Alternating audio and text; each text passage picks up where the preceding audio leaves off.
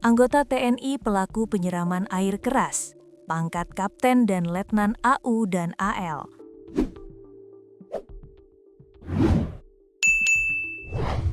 Empat oknum anggota TNI dari Badan Intelijen Strategis (BAIS) TNI yang diduga merupakan pelaku penyiraman air keras terhadap Wakil Koordinator Komisi untuk Orang Hilang dan Tindak Kekerasan atau Kontras, Andri Yunus, ditangkap.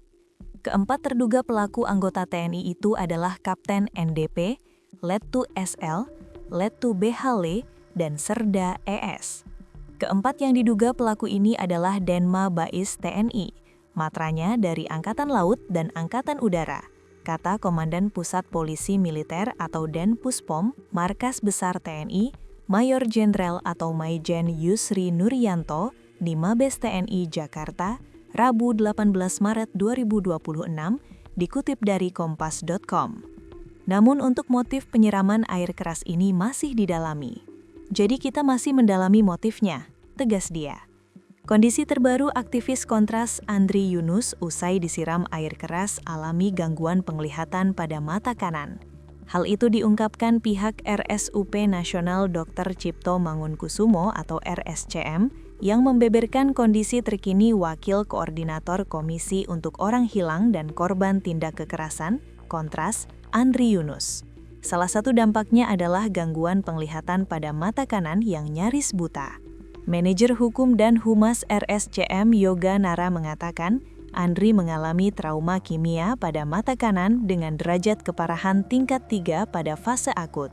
Kondisi tersebut menyebabkan penurunan tajam penglihatan serta kerusakan pada permukaan kornea, ujar Yoga dalam siaran pers yang dikonfirmasi kompas.com Selasa 17 Maret 2026.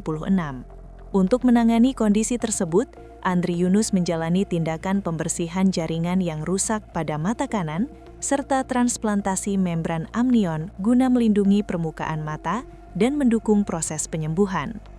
Andri dibawa ke IGD RSCM pada Jumat 13 Maret 2026 dini hari sekitar pukul 00.00 WIB dengan keluhan luka bakar pada wajah, leher, dada, punggung, kedua lengan, dan mata. Andri mengalami luka bakar sekitar 20% pada area tubuh. Setibanya di IGD, tim medis segera melakukan pemeriksaan awal dan tindakan stabilisasi. Pemeriksaan menggunakan indikator pH menunjukkan adanya paparan zat kimia bersifat asam pada area luka.